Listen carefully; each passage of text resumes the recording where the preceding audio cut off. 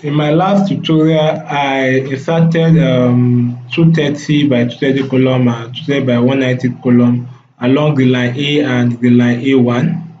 And I also lowered my structural wall down by 600.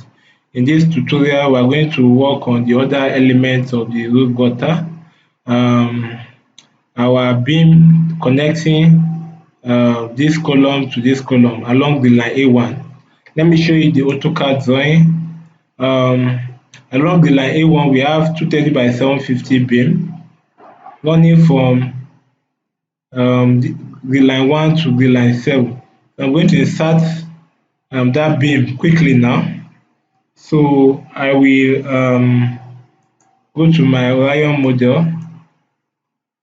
Then I'll click on the beam element on my toolbar. 230. The beam is centered. The beam is no, it's not a 230. It's a 230 by 190 wall. Okay, it's 230 by 190. This is a mistake. The width of the beam is 190. 190. So this beam level is not correct. So this is 190. I'll change this to 190. So my width of my beam is 190. My B2, I should use measure command. Measure from the edge of the beam to the grid line is 95. So I will enter the beam now. My B is 190. My B2 is 95 or centered.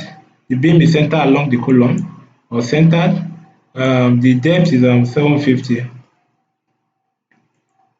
So what I will do now, I'll connect my beam from the line 1 to the line 2. I'll do the same thing from 2 to 3, from 3 to 4, from 4 to 5, from 5 to 6, from 6 to 7. Also, I want to take it to my drawing tool. Okay, let me go back to Orion 18 software. You check my 3D drawing. So let me use 3D. You check my 3D drawing. I lowered this wall down by 600. I would like my beam to extend from this column to this column. I'm going to place a beam between these two columns. Also at the other end, I'm also going to place a beam between these two columns so that my roof gutter will be closed. So the beam I'm going to place is a 230 by 600 column. I'm going to place there. So click on the property of this beam. So 230 by 600, I will insert it there. So I've inserted a beam there between the two columns. I've also inserted a beam here between the two columns. If I show you my 3D view, you will see the beam has been inserted. You know, the 230 by 600, and we drop the column by 600. So this will be closed. Same thing at this corner.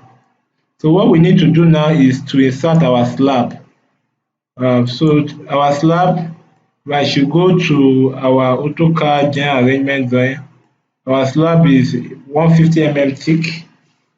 Remember I told you that we are dropping it down by 600. How do you know we are dropping it down by 600? We have the structural label specified on it, and our roof structural elevation is 18,425. So if I deduct 18,425 from this label, I'll get 600. So let me show you. So 18,425 minus 17, this is 825. 825. So we have 600. So I'm lowering my beam from the roof level 600 down. So my slab, rather, I'm lowering my slab 600 down. So I'm going to place slab at all this region. At this region, I'm going to place slab here. going to place slab here. The slab is going to be simply supported between these two beams. So that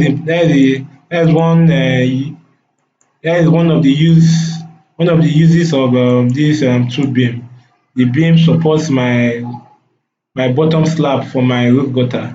So I'm going to click on the slab panel here, and I will click on I will raise it up, the slab provide dialog box. I will change the depth to 150. My concrete cover, I want it to be not to be 30 the for this roof slab. I want it to be 25, so I'll change 25. For the load, Orion computes the self weight of the slab for me. The dead load, additional dead load.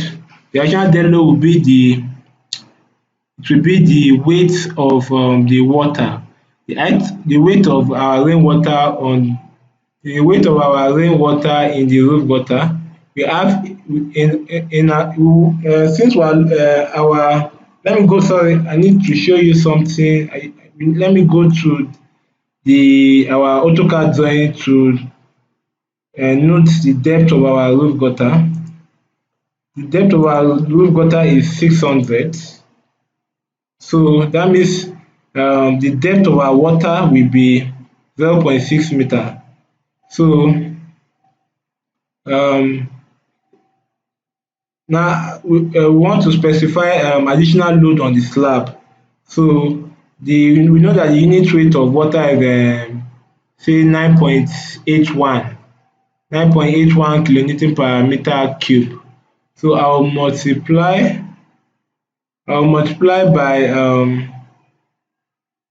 by this depth to get the load per unit area. I'll multiply by the depth 0.6.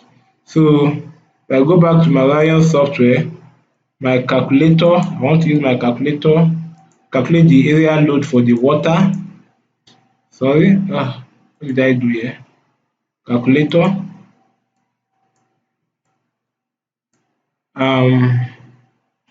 So our unit weight of water is 9.81. So 9.81 times the height of the water in the roof gutter. The maximum height is 0.6.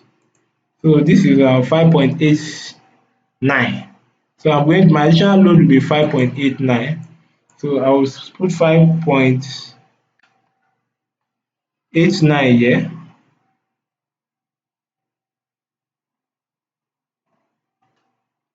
Our imposed load, we can use an imposed load of say 1.5 here, because the function of the slab here is just to carry the rainwater. The function of the slab is to support the rainwater. That is the main load carried by the roof slab of the roof gutter. So I'll use a minimum load of 1.5 for my imposed load. I will drop my slab down by 600. So minus 600, because I want the slab lower down by 600. And I also specify slab does not contribute to floor diaphragm. I don't want the slab to be able to transmit the lateral load to the wall or column. So I will check it, and I will insert my slab. I'll do that for all. So now I'll close this dialog box. Now I've modeled my roof gutter. You can see the roof gutter has been modeled with beam, column, and slab elements. I've come to the end of this tutorial. In our next tutorial, I'm going to insert the slab elements for this region. For all this region, it's currently empty. I'm going to insert the slab elements at that region. Thank you for watching the tutorial video.